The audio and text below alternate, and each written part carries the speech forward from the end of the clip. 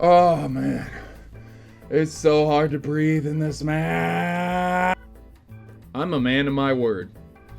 And as stated on Twitter, if I had enough retweets, I would buy this and do an episode of What You Missed News with it. So here we are, ladies and gentlemen, return of Dinosaur Mario. So there we are, ladies and gentlemen. I gotta tell you, I like the shark mask a little better. This is still quite funny nonetheless. If you notice, I have a new chair, ladies and gentlemen. Yes, I actually went out and bought one, built it up. This is a nice Serta office chair. It cost me $100. So, not spending too much, but still not cheaping out too much also.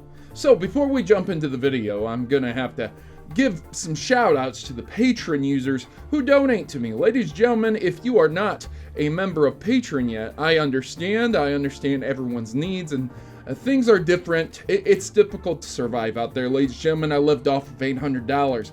I get it. So, over on Patreon, if you do decide to donate just $1, you can be entered in to win a brand spanking new game each month, or you could be entered in to win a new console. This month, I am giving away a Nintendo GameCube, ladies and gentlemen, and also, under another tier, the $10 tier, you will be entered in to win a classic console with a game, not just the console, a game as well, and of course, the $20 pledge grants you the ability of all the above to be entered in to win all 3 prizes and get a Pokemon plushie every month. So there it is, ladies and gentlemen, that's Patreon. I want to thank everyone for donating on Patreon. I've never had this much support before on Patreon, and it's really nice. So, with all that said, I suppose it's time for us to get into the news.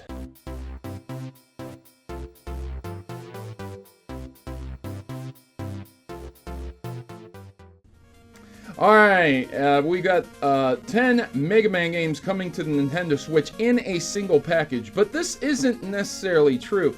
See, the 10 Mega Man games are coming in a single cartridge, but you're going to have to download the latter portion of those games. You know how there's 2 Mega Man Legacy collections, right? So you could get them both, and they're all going to come on a cart, but you have to download the Mega Man Legacy Collection 2. That would be, I believe, the 16-bit games. It starts at Mega Man 7, Mega Man 8, Mega Man 9, and Mega Man 10. And I just recently streamed those on Twitch and finished the entire collection from start to finish. I did it all, ladies and gentlemen, and I did it live without cheating. So there you go. You can download the collections separately as well at $14.99 for the first one and $19.99 for the second one. So once again, it makes a good argument for buying some more storage for your Switch, ladies and gentlemen, as we move forward and we see games having to be pieced out a little bit just to fit them on a game cartridge. So there's a studio accused of installing malware on customers' PCs, and it's not just accused, they actually come out and admitted that they did include something that could be perceived as malware. So a studio, FlightSimLabs, a studio that specializes in custom add-ons for other companies' flight sims, has been found to separately be installing programs onto computers designed to check whether they're playing a pirated copy of the softwares. Now, the code itself is basically a Chrome password dumping tool that was discovered by a Reddit user, and it's been reported by Torrent Freak as well, and it's designed to trigger a process in which the company stole username and passwords from the user's web browsers. So that's what the story states, and the company came out and said that they put this software in there, but that wasn't the intent of it.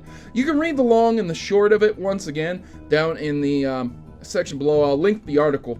But they did state later on that they removed the malware and issued out versions of the software without said malware in it. Which makes a compelling argument that if they weren't doing anything wrong, why would they choose to remove the malware? Well, that's because a lot of people were quite upset and pissed off about this. So of course that makes sense that they would remove that, but at the same time, it does infer possible and potential guilt. So maybe a lot of people's username and passwords were stolen from various accounts that they kept in their web browsers, or maybe they weren't. We don't know yet because of these this company's actions. So there you go, ladies and gentlemen. There's now a Tomb Raider Barbie.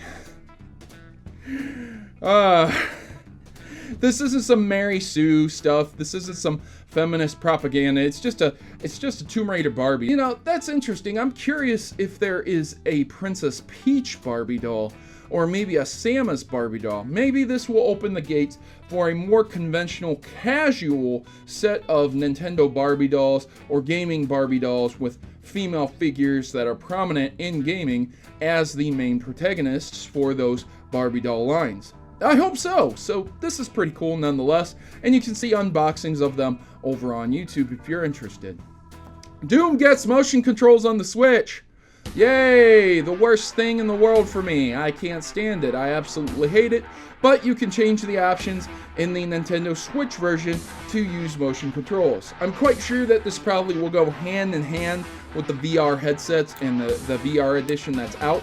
But you can basically do one of these, and it does very well. It syncs very well, and there's no latency or delays. At least I could see of it. After 210 hours of Kingdom Hearts Destiny Island, man reaches level 100. Yeah, you guys know that tutorial level. You know the one that basically teaches Sora the ropes of Kingdom Hearts. Yeah, this guy reached level 100 in Sora's Home Islands. The extended tutorial. Yeah, level 100 there. After the past month, he's been grinding through Destiny Islands, and he's level 100 now. So there you have it, ladies and gentlemen. If you'd like to see that on stream, there's that. There's a complete guide out to Metal Gear Survive's pre-order bonuses, but this is clickbait to the max because there's no differences between the pre-order bonuses other than the percentages that you can get off. You get basically the same pre-order bonus from every organization,